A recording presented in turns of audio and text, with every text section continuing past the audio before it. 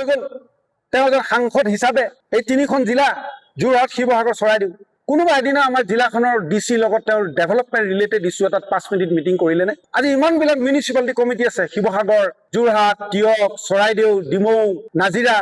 এই যে মিউনিচিপালিটি কমিটিবোৰ আছে এই যে মিউনিচিপালিটিবোৰ যে আছে এই মিউনিচিপালিটিবোৰ এই নগৰবোৰ চহৰবোৰত বোলে পইচা আহিছে নাই আপোনালোকৰ কি ডেভেলপমেণ্ট হৈছে আপোনালোকৰ কি অসুবিধা পাইছে ৰাইজৰ অসুবিধা ক'ত আছে কোনটো প্ৰব্লেম মই সলভ কৰিব পাৰোঁ কোনখিনি কাম কৰা উচিত অনুচিত কোনো দিন কোনো এজন মিউনিচিপালিটি চেয়াৰমেনৰ লগত আজি কুপতি তেওঁ 5 মিনিট নবহিলে আজি গোটেই শিৱসাগৰ জিলাখনত ৰাইজে ৰাস পাতে 8খন 10খন গাঁও লগ লাগি সোণালী জয়ন্তী ৰূপালী জয়ন্তী কলেজ বিশ্ববিদ্যালয় স্কুল মহাবিদ্যালয়বোৰ সোণালী জয়ন্তী পাতে ৰূপালী জয়ন্তী পাতে 100 বছৰীয়া জয়ন্তী পাতে 50 বছৰীয়া জয়ন্তী পাতে সাংসদজনক মুখ্য পৃষ্ঠপোষক পাতে তেখেতক সাধাৰণ মানুহে লগ নাপায়গৈ বহু মানুহ মোৰ ওচৰলৈ আহে আমাৰ ওচৰলৈ আহে দাদা এমপি ছাৰক মাতিছো আৰু এখন কাগজ দিছো আপুনি যেনে তেনে তেখেতক আনিব ফোন এটা কৰাব কলৈ কোন আহে তেওঁ সময় নাই ফোন এটা কৰি আয়োজক কমিটিক শুভেচ্ছা এটা দিবলৈও তেওঁ সময় নাই মই বহু জেগাত তেখেতৰ প্ৰতিনিধি হিচাপে গৈ কান্ধত গামোচাখন পিন্ধি এমপি সাহেবৰ সন্মান ৰক্ষা কৰিব লগা হয় কেতিয়াবা ডাইচৰ পৰা নামি আহি টিপতে টকা 2-3 হাজাৰ বুজি থৈ আহোঁ যে এইটো মই দিছো আপোনালোকে ৰাখক এমপি সাহেব ব্যস্ত আছে কেলে ৰাইজে তেওঁক যাতে ভুল নুবুজে ৰাইজে যাতে তেওঁক ভাল পাই থাকে কিন্তু তেওঁ আমাৰ নিচিনা মানুহকে গুৰুত্ব নিদিয়ে আমাৰ নিচিনা মানুহে তেওঁক বিচাৰি পেলাই হাবাথুৰি খাব লাগে শিৱদৌলত চাকি দিওঁ নামঘৰত চাকি জ্বলাওঁ নিজৰ চাকিখনৰ দাঁতিতে গৌৰৱ গগৈ কাৰণৰ চাকি একো জ্বলাই থয় কিয় তেওঁক ভাল পাইছিলে যে তেওঁ কিবা এটা হওক ৰাজ্যখনৰ কিবা এটা হওক কিন্তু গৌৰৱ গগৈ ডাঙৰীয়াই আমাৰ নিচিনা মানুহৰ কথা নুশুনে এতিয়া গৌৰৱ গগৈ ডাঙৰীয়াই এনেকুৱা কিছুমান শকুনিৰ কথা শুনে কংগ্ৰেছ দলত থকা শকুনি আমাৰ শিৱসাগৰতো আছে যি ভাবে যে তেওঁ অকল গৌৰৱ গগৈৰ লগত তেওঁহে ভাল হৈ থাকিব লাগিব বাকী কোনো ভাল হৈ থাকিব নোৱাৰিব বহুত জ্যেষ্ঠ উপসভাপতি আছে দলত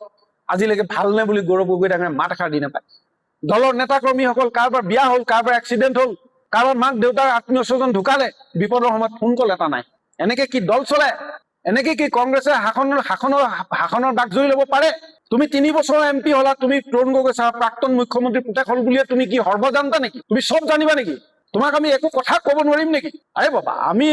ইংলেণ্ড আমেৰিকা বা অন্য কেম্ব্ৰিজ কেলিফৰ্ণিয়া বিশ্ববিদ্যালয়ৰ মেনেজমেণ্টৰ ডিগ্ৰী আমাৰ নাথাকিব পাৰে কিন্তু সুদীৰ্ঘ 33 বছৰ কাল কংগ্ৰেছত আছো সুখত আছো দুখত আছো মানুহৰ ঘাত প্ৰতিঘাত বিভিন্ন সমস্যাৰ মাজত আমি থিয় দি আছো ধুমুহাকো আওকাণ কৰি থিয় হৈ থাকিলো কিন্তু এতিয়া মই চালো যে নহব এই কাৰণে নহব যে অসমৰ সংসদীয় গণতন্ত্ৰৰ আটাইতকৈ দুৰ্ভাগ্যজনক হতাশ আৰু লজ্জাগত প্ৰদৰ্শন হ'ল যোৱা বিধানসভা নিৰ্বাচনত যিটো বিধানসভাত বিৰোধীত বহাৰ প্ৰয়োজনীয় সংখ্যা কেইটাও আমাৰ দলে গোটাব নোৱাৰি ইয়াতকৈ দুৰ্ভাগ্যজনক কথা কিবা আছেনে এই জিতেন সিং AICC লিডাৰবোৰ আহিব একেকিটা মানুহে এয়াৰপৰ্টত গামোচা পিন্ধাব একেকিটা মানুহ সেলফি উঠিব ফটো উঠিব তাত ভোজ ভাত খাব তাজ বিবান্তা হোটেল লিলি অমুক তমুক AC ৰুমত ডাঙৰ ডাঙৰ ভাষণ মাৰি প্লেনি আকৌ ফ্লাইটত উঠি গুচি যাব কোনোবা এদিনা উজনি অসমত কোনখন জিলালৈ আহিলে বিগত সময়ত জিতেন সিং কোনখন জিলা গ্ৰাছৰুট কৰ্মীৰ লগত গ্ৰাছৰুট কৰ্মী মনোবল বৃদ্ধি হোৱাকে এটা উদাত্ত ভাষণ দি পালে জিতেন্দ্ৰ সিং নামৰ এই মহান নেতাজনে যে হয় যেনেকে নিজৰ লৰাই ভুল কৰিলে মাক দেউতাকে বহু কথা সহ্য কৰি থাকে ঘৰখনৰ পৰিয়ালৰ মানুহ ভাল হ'ব ভাল দিন আহিব এই ভাল দিন আহিব ভাল হ'ব সংশোধন হ'ব ইয়াৰ আশাত 2016 পৰা এই প্ৰায় 10টা বছৰ ইখন জিলাৰ পৰা সিখন জিলালৈ ইটো ব্লকৰ পৰা সিটো ব্লকলৈ দলে যেতিয়াই যি দায়িত্ব দিছে নিষ্ঠা সহকাৰে পালন কৰি আহিছো নিজৰ ককালত বেল্ট মাৰি নিজৰ গাড়ী নিজে চলাই নিজৰ পকেটৰ পইচাৰে গাড়ী তেল ভৰাই হোটেলত থকা খোৱা বিল দি সতীৰ্থ হৈতে যোৱা 10টা বছৰ দলে দিয়া যিকোনো দায়িত্ব অশেষ নিষ্ঠা আৰু দায়িত্ব সহকাৰে পালন কৰিবলৈ চেষ্টা কৰি আহিছিল কিন্তু মই দেখিলো যে আমাৰ দলটোৱে ভুলৰ পৰা কোনো শিক্ষা ল'ব নোখোজে আমাৰ দলটো এতিয়া কংগ্ৰেছ দলটো চূড়ান্ত অনুশাসনহীনতা চূড়ান্ত বলিয়ালি চূড়ান্ত বান্দৰামি আৰু পাগলামিত পৰিণত হৈছে আৰু বৰ্তমানৰ সভাপতি গৌৰৱ গগৈ ডাঙৰীয়াৰ যি ময়মতালি সেই ময়মতালিত অতিষ্ঠ হৈ বহু জ্যেষ্ঠ নেতাই আমাৰ দলটো এজন এজনকৈ এৰি আঁতৰি গৈছে এই কথাবিলাকত স্বাভাৱিকতে মই হতাশ আৰু ক্ষুণ্ণ এতিয়া কথাটো হ'ল চাওক যে মই এটা উদাহৰণ দিওঁ যোৱা 21ৰ বিধানসভা নিৰ্বাচনত মই যেতিয়া মাৰ্ঘেৰিটাৰ পৰা প্ৰতিদ্বন্দ্বিতা কৰিছিলো হঠাতে এজন প্ৰাৰ্থী ওলালেহি এমাহ মানৰ আগত কোনো ৰাইজৰ লগত সম্পৰ্ক নাই দলৰ লগত সম্পৰ্ক নাই তেওঁৰ নাম আছিলে ইগনেচিয়াছ এক্কা তেওঁ আহি এই হায়দৰাবাদ নে কৰ্ণাটকত কিবা চাকৰি কৰি আছিলে তাৰ পৰা আহি টিকট বিচাৰিলে দলে টিকট নিদিলে মই পালো তেওঁ হঠাৎ কি কৰিলে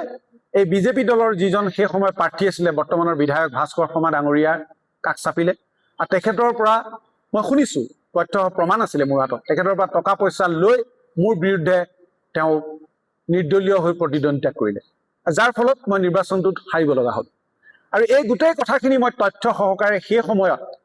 মই দলক অৱগত কৰিছিলোঁ। আৰু সেই সময়ত আমাৰ প্ৰদেশ কংগ্ৰেছৰ ডিচিপ্লিনাৰী একশ্যন কমিটিৰ চেয়াৰমেন আছিলে প্ৰাক্তন মন্ত্ৰী, প্ৰাক্তন বিধায়ক, জ্যেষ্ঠ নেতা ভৰতনহ ডাঙৰীয়া। ভৰতনহ ডাঙৰীয়াক মই গোটেইখিনি কথা তথ্য সহকাৰে জনোৱাৰ পিছতো সেই ব্যক্তিজনৰ বিৰুদ্ধে দলে কোনো অনুশাসনমূলক ব্যৱস্থা নললে, বৰঞ্চ তেওঁক প্ৰদেশ কংগ্ৰেছৰ সম্পাদক পদ দি পেলানি অলংকৃত কৰিলে।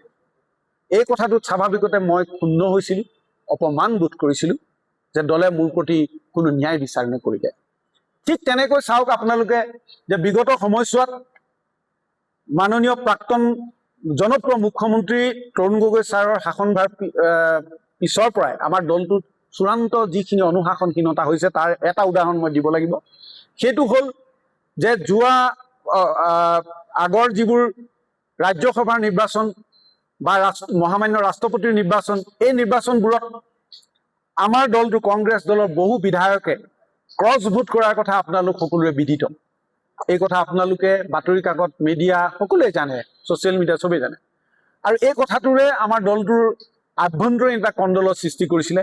আৰু সেই সময়ত ভূপেন বৰা ডাঙৰীয়াৰ সভাপতিত্বত, ৰিপুণ বৰা ডাঙৰীয়াৰ সভাপতিত্বত এই যিসকল বিধায়কে ক্ৰছ ভোট কৰিছিলে, দলৰ অনুশাসন ভংগ কৰিছিলে, দলৰ হুইপ ভংগ কৰিছিলে, সেইসকলৰ বিৰুদ্ধে কঠোৰ অনুশাসনমূলক ব্যৱস্থা ল'ব লাগে বুলি কেইবাখনো গুৰুত্বপূৰ্ণ সভাত সিদ্ধান্ত ল'লে, আনকি AICCও সিদ্ধান্ত ল'লে। কিন্তু অল ইণ্ডিয়া কংগ্ৰেছ কমিটিয়ে অসমৰ দায়িত্বত থকা জিতেন্দ্ৰ সিং নামৰ সেই ব্যাগুম নেতাজনে সেইসকল বিধায়কৰ বিৰুদ্ধে কোনো অনুশাসনমূলক ব্যৱস্থা নললে। আৰু এই ব্যৱস্থা ল'বৰ কাৰণে কংগ্ৰেছ বিধায়িনী দলৰ নেতা দেৱব্ৰত শইকীয়া ডাঙৰীয়াইও দলৰ শীৰ্ষ নেতালৈ পত্ৰ লিখিছিলে, কিন্তু তেওঁৰ কথাটো কোনো ধৰণৰ দলে গুৰুত্ব নিদিলে। মই গোলাঘাট চহৰত এটা হোটেলৰ এখন ৰুম বুক কৰি মই গৌৰৱ গগৈ ডাঙৰীয়াৰ কাৰণে সৰুপথাৰ, খুমটাই, গোলাঘাট এইবোৰ জেগাত ঘূৰি ফুৰিছিলোঁ। তাৰ পৰৱৰ্তী সময়তো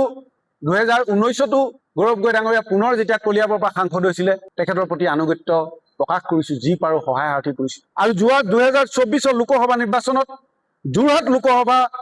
সমষ্টিৰ পৰা তেওঁক প্ৰতিদ্বন্দ্বিতা কৰিব লাগে বুলি প্ৰথম যোৰহাট চাৰ্কিট হাউচত প্ৰস্তাৱ দিয়া মানুহটোৱে আছিলোঁ মই, মনোৰঞ্জন বৰগোহাঁই। কিন্তু মোৰ বৰ দুখ লাগে যে যি গৌৰৱ গগৈ, যে তৰুণ গগৈ ছাৰ আমাৰ প্ৰাক্তন মুখ্যমন্ত্ৰী শ্ৰদ্ধাৰ, মোৰ আজিও তেখেতৰ প্ৰতি ভক্তি আৰু শ্ৰদ্ধা আছে। যেতিয়া তেখেত ইহ সংসাৰ ত্যাগ কৰিছিলে, গুৱাহাটী GMCHৰ পৰা তেখেতৰ মৃত শৰীৰ যেতিয়া উলিয়াই আনিছিলে, সেই সময়ৰ পৰা নৱগ্ৰহ শ্মশানলৈকে তাৰ পৰৱৰ্তী সময়ত তৰুণ গগৈ ছাৰৰ চিতাভস্ম শদিয়াৰ পৰা ধুবুৰীলৈ বিসৰ্জন দিয়া এই গোটেই যাত্ৰাটোত সেই টকলা মূৰ লৈ থকা যুৱক গৌৰৱ গগৈ কাষত থিয় দি আছিলোঁ। কিন্তু সেই গৌৰৱ গগৈ যেতিয়া যোৱা লোকসভা নিৰ্বাচনত ইয়াত বিপুল ভোটত জয়লাভ কৰিলে, তেওঁ যোৰহাট চাৰ্কিট হাউচত এখন প্ৰেছ কনফাৰেন্স কৰিলে। আৰু সেই প্ৰেছ কনফাৰেন্সখনত তেওঁ একেবাৰে সাপে খাতিৰ সোণাৰীৰ পৰা যোৰহাটলৈকে আমাৰ কংগ্ৰেছৰ সকলো শীৰ্ষ নেতৃত্বক, যুৱ নেতাক তেওঁ ধন্যবাদ আৰু কৃতজ্ঞতা জনালে। কিন্তু তাত তেওঁ ভুলতো মোৰ নামটো এবাৰ উচ্চাৰণ নকৰি, এই কথাটোৱে মোক আজিও দুখ দিয়ে। যি কি নহওক, মই সেইবোৰ কথা ধৰা নাছিলোঁ, এই কিবা কাৰণত পাহৰিছে, হ'ল আৰু কি ডাঙৰ কথাটো, মই বুজাই লৈছোঁ নিজক। পৰৱৰ্তী সময়ত মই ইয়াতে এটা ক্ষুদ্ৰ উদ্যোগ, এটা স্মল স্কেল ইণ্ডাষ্ট্ৰী কৰিব বিচাৰিছিলোঁ, এতিয়াও লাগি আছোঁ। মোৰ মাটি টুকুৰা এগ্ৰিকালচাৰ লেণ্ডৰ পৰা ইণ্ডাষ্ট্ৰিয়েল লেণ্ডলৈ কনভাৰ্ট কৰিবৰ কাৰণে সেই সময়ত DC আয়ুষ গৰ্গৰ ওচৰলৈ মই 1.5 বছৰ তাঁত বাতি কৰিলোঁ, আহিলোঁ, কাকতি মিনতি কৰিলোঁ, দৰ্খাস্ত দিলোঁ, মোৰ কামটো কৰি নিদিলে। মই গৌৰৱ গগৈ ডাঙৰীয়াক ফোন কৰিলোঁ যে আপুনি এবাৰ DC চাহাবক কওকচোন কথাটো, মোৰ মাটিডোখৰ কিয় পেলাই থৈছে ইমান দিন, মই কি অপৰাধ কৰিলোঁ, আমি কি অসমীয়া ল'ৰাই উদ্যোগ কৰি খাব নালাগিব নেকি? কিন্তু গৌৰৱ গগৈ ডাঙৰীয়াই সেই কামটো আজিলৈকে মোৰ খাতিৰত, মোৰ নিচিনা মানুহটোৰ খাতিৰত এটা ফোন এজন ডিচিক নকৰিলে। তাৰপৰি আৰু বহুত ব্যক্তিগত কথা আছে বাৰু, সেইবোৰ মই ইয়াত নকওঁ। কিন্তু খং আৰু ক্ষোভৰ কথাটো আৰু আছে যে তেওঁ এজন সাংসদ হৈ, ঠিক আছে তেওঁ সাংসদ, তেখেত ডেপুটি লিডাৰো, তেখেত প্ৰদেশ কংগ্ৰেছৰ সভাপতি, আমি জানো তেওঁৰ সময়ৰ অভাৱ আছে। আৰে বাবা, সভাপতিটো তুমিয়ে হোৱা নাই অকল, সভাপতিটো ৰিপুণ বৰাও হৈছিলে, সভাপতিটো ভূপেন বৰাও হৈছিলে, সভাপতিটো অঞ্জন দত্তও হৈছিলে, সভাপতিটো ভুৱনেশ্বৰ কলিতাও হৈছিলে, সভাপতিটো তোমাৰ প্ৰীতিও হৈছিলে, সভাপতিটো পৱন সিং ঘাটোৱাৰো হৈছিলে প্ৰদেশ কংগ্ৰেছৰ। আৰে বাবা, তুমি মানুহৰ ফোন নুঠোৱা, কৰ্মীৰ লগত তোমাৰ কোনো সম্পৰ্ক নাই, তুমি তাৰ মেছেজৰ ৰিপ্লাই নিদিয়া। মই প্ৰদেশ কংগ্ৰেছ, তেওঁৰ কমিটিখনৰ মই এজন ছেক্ৰেটাৰী হয়, মই এজন চিনিয়ৰ স্পক্স পাৰ্চন। মোৰ নিচিনা মানুহটোৱে তেওঁৰ সাক্ষাৎ বিচাৰি আজি 6 মাহ মানৰ পৰা মই তেওঁক মেছেজ দি ফোন কৰি 6 মাহত মই 5 মিনিটো এপইণ্টমেণ্ট এটা নাপালোঁ। তেতিয়াহ'লে কোনে এপইণ্টমেণ্ট পাব? তেওঁ কাৰ লগত কথা পাতিব? তেওঁ যিকোনো খবৰৰ বাবে যোগাযোগ কৰক আমাৰ এই নম্বৰত 9181 307 221